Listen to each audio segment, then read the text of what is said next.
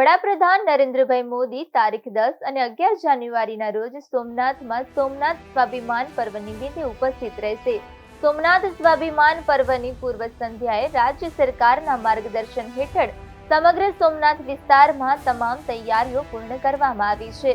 મુખ્યમંત્રી ભૂપેન્દ્ર પટેલ, નાયબ મુખ્યમંત્રી હર્ષ સંઘવીના માર્ગદર્શનમાં સોમનાથ સ્વાભિમાન પર્વ નિમિત્તે વિવિધ વ્યવસ્થાઓ અને લોકોને સુવિધાઓ ઉપલબ્ધ કરવામાં આવી છે. વિવિધ વિભાગના સચિવ અને પ્રશાસનના અધિકારીઓ દ્વારા સ્વાભિમાન પર્વની ઉજવણી અંતર્ગત વિવિધ કાર્યક્રમોમાં વ્યવસ્થાઓ જળવાઈ રહે તે માટે વિવિધ ટીમો બનાવીને કામગીરી પૂર્ણ કરવામાં આવી છે. તારીખ 7 જાન્યુઆરી 2026ના રોજ રાત્રે સોમનાથના વિવિધ માર્ગો ખૂબ જ સુંદર રીતે રોશની અને આધ્યાત્મિક ચેતનાના પ્રતીકો સાથે શણગારવામાં આવ્યા હતા. ત્રિવેણી રોડ, હમીરસિંહ સર્કલ, શંખ સર્કલ, ભીડિયા પાટણ રોડ તેમજ સર્કિટ હાઉસ રોડ અને સોમનાથ મંદિર વિસ્તાર માર્ગ સુશોભન, રોશની, શિવ આરાધનાના ચિત્રો, ધજાઓ, રોડ પર શિવજીની મૂર્તિઓ સહિત વિવિધ તૈયારીઓથી સમગ્ર સોમનાથ સજ્જ થયું છે. અતૂટ શ્રદ્ધાના 1000 વર્ષ, 72 કલાક, અખંડ ઓમકાર સોમનાથ સ્વાભિમાન પર્વ ની ઉજવણી એ માનનીય મોદી સાહેબના એક વિઝનરી વિચારના કારણે સંભવ બન્યું છે.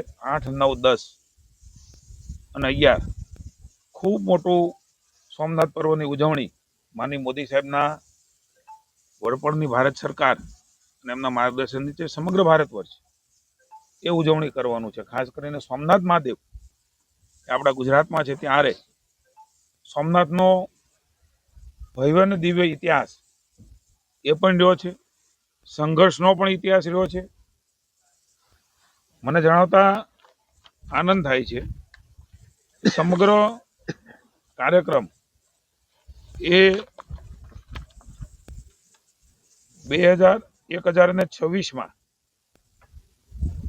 સૌ પહેલી ચઢાઈ એ મોહમ્મદ ગઝનીએ આપણા સોમનાથ મહાદેવ ઉપર, કારણ કે આપણા સોમનાથ દાદા એ આસ્થા અને શ્રદ્ધાનું પ્રતીક તો છે જ, પણ ધાનાઢ્યનું પ્રતીક. આપ સૌ ઇતિહાસ જાણો છો એટલે વિશેષ નથી કહેવું. અનેક વાર પ્રયાસો કર્યા પણ દાદાની કૃપા હોય અને એમાં શૌર્યતાના પ્રતીક રૂપે અનેક લોકોએ શૌર્ય બતાવીને એ પોતાના જાન પણ નોછાવર કર્યા છે, જીવ પર આવી ગયા. દાદા એમને નિમિત્ત બનાવ્યા. અમને એવું લાગે છે કે મોદી સાહેબને જ આવો વિચાર, કારણ કે આપણે જાણીએ છીએ કે આ પર્વે 100 વર્ષ થયા હશે, 200 થયા હશે, 500 થયા હશે, પણ મોદી સાહેબ વડાપ્રધાન બન્યા અને એમને જે વિચાર આવ્યા એ વિચાર તરીકે આપણે અયોધ્યાને લઈ શકીએ, આપણે મહાકાળી માતાના મંદિરને લઈ શકીએ, આપણે કાશી વિશ્વનાથને લઈ શકીએ, આપણે મહાકાલેશ્વરને લઈ શકીએ, આપણે દ્વારકાને અંબાજીને લઈ શકીએ. આપણે જાણીએ છીએ કે મોદી સાહેબે જે પ્રકારે આપણા આસ્થા અને ધર્મના શ્રદ્ધાના કેન્દ્રો છે એમાં અનેક પ્રકારના ભગવાને નિમિત્ત બનાવ્યા, માતાજી નિમિત્ત બનાવ્યા અને આપણે સૌ આજે ગૌરવ અનુભવીએ છીએ કે નવી પેઢી પણ આસ્થા અને શ્રદ્ધાના કેન્દ્રમાં જોડાય. માનનીય મોદી સાહેબ આ પર્વની ઉજવણીમાં આપણી સાથે જોડાવાના.